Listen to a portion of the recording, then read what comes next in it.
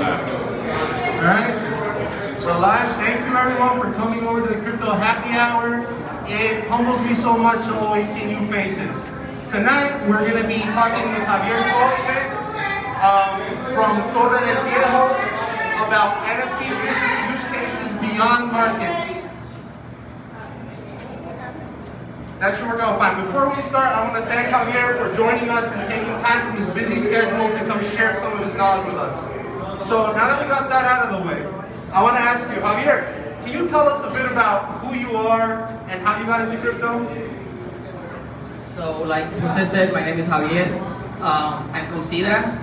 I started investing a couple 5 years ago, until like everybody else, they heard it from somebody else, and everybody was, what's this new crypto thing? And I gotta be honest, like everyone else, I was taken aback. I didn't take it seriously until I kept seeing it pop up, and a couple people kept mentioning the functions that it has in real life and how it could change the landscape for investors, not only investors, but for consumers. So I got into it, I did some research, and then I went full on. I got into some big cap cryptos, Bitcoin, Ethereum, and just lately I just got back into smaller caps, certain projects, which then led into NFTs. Yeah, NFTs are the reason we're here, right? I know you're not a person that's easy to convince, Javi. I study law with you, right? But I know that NFTs have convinced you somewhat, because I know you started using them. Can you tell us a bit about, not a bit, but in your opinion, what is an NFT, and do you think they're important? If so, why? So to me, NFTs is just a highly versatile tool. To me, it's like everything else. It's a tool. It has the function that you give it. And they are super versatile in the fact that you can use them in many aspects. Like Jose said, I'm not easy to convince.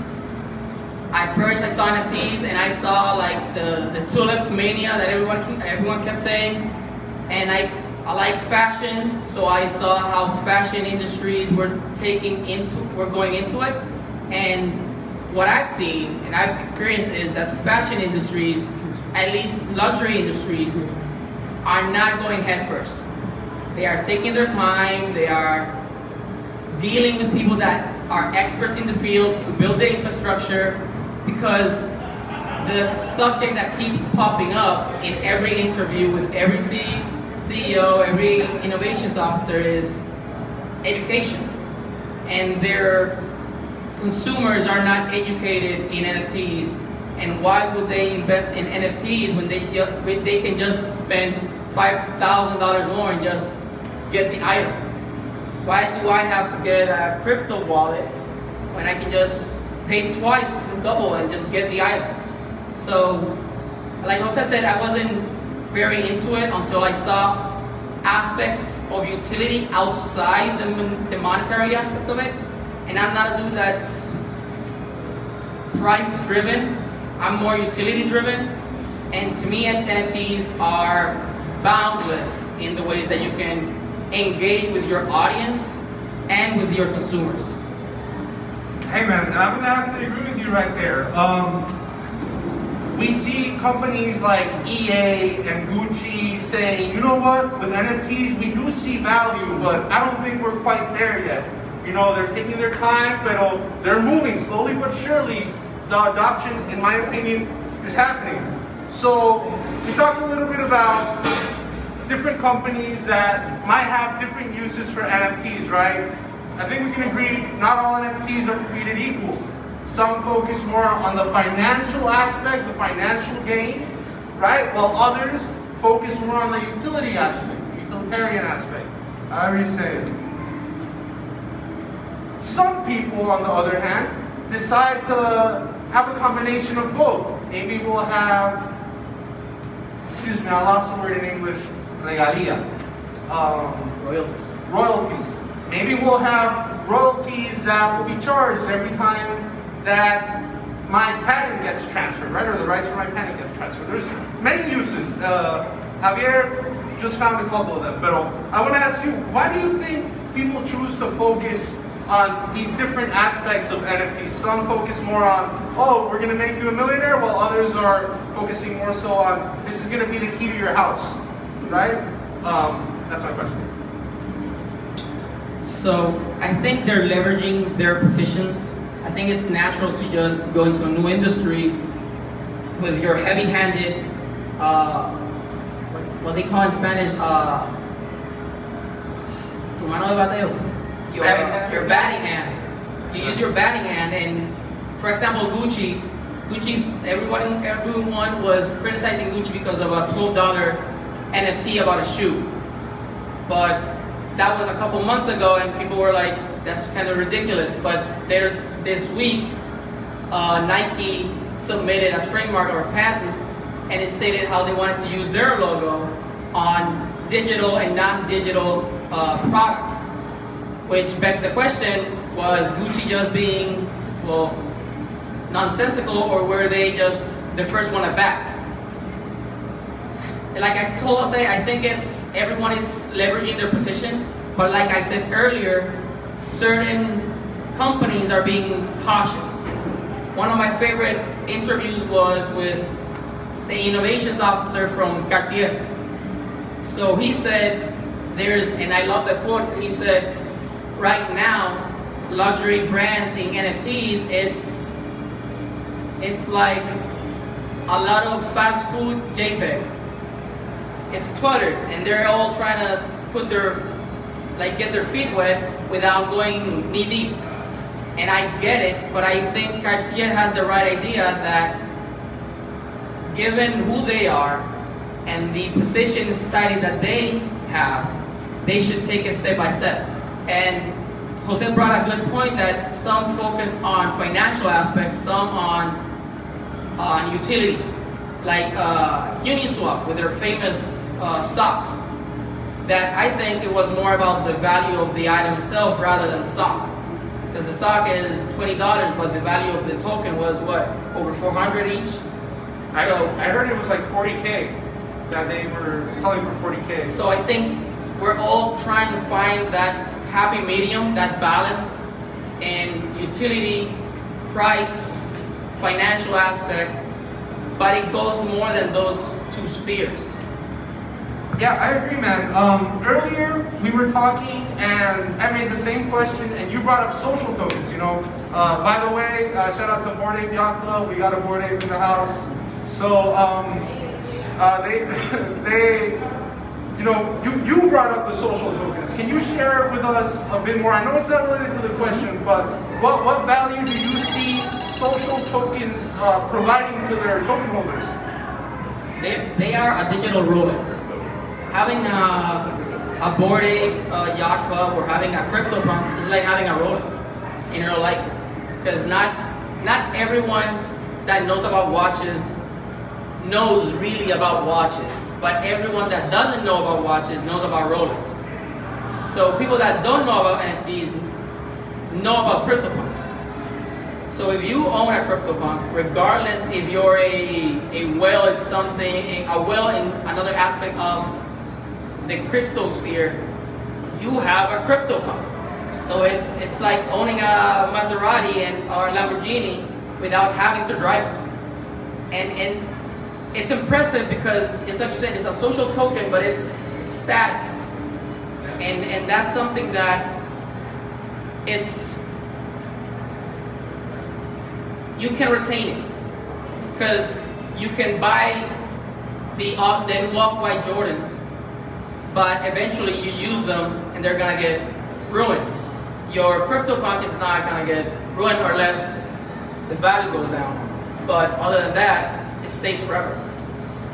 Yeah, I agree, man. And I think you were talking about some type of market characteristic.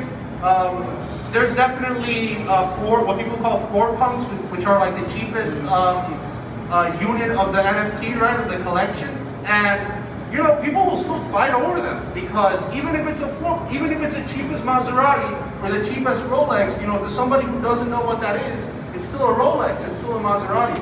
So, you mentioned the fashion industry earlier, right? We're gonna tie it back down. I know you have your clothing company, Torre del Viejo, which by the way, if you're on the live stream, you should be able to access a link somewhere. And I also know that you've issued NFTs. I'm gonna let everybody in the know, Javier has issued NFTs in the past, right? And you don't necessarily focus on the financial aspect of this NFT is gonna get you X amount of royalties, or this NFT is gonna make you rich. Javi, can you tell us what you focused in when you created these NFTs, and why do you think there's value behind them? So when I started into NFTs, to me they were junk because a lot of them, when you get into OpenSea, a lot of them are, well, technically junk. But I saw the functionality of it through IDs. I'm military, so you all have an ID. And I started thinking, if I call the people that buy my products consistently, they're called loyal patrons, and they all have a tag. So by just buying a product, you gain the lowest, like you said, the floor pumps, the lowest level of the tag hierarchy. Then I started thinking, and those tags have perks, either with our alliance companies or with us. So we started thinking, how can we add a crypto dimension to the company through the tags? So we have two different types of NFTs, which are the redeemables. So we have one flagship product, which is the perfect shirt, and you can redeem it. You buy the NFT, you get the shirt. It's one-in-one. Not one-in-one in the sense there's only one, but it's one-in-one item. And then you have the tags. So if you've consumed over a certain cap of products, we bestow those NFTs. We don't sell them. So that ups the rarity in our eyes. And people that have that NFT, which are within our close circle of Torre del Viejo enthusiasts, if for a word, they will know.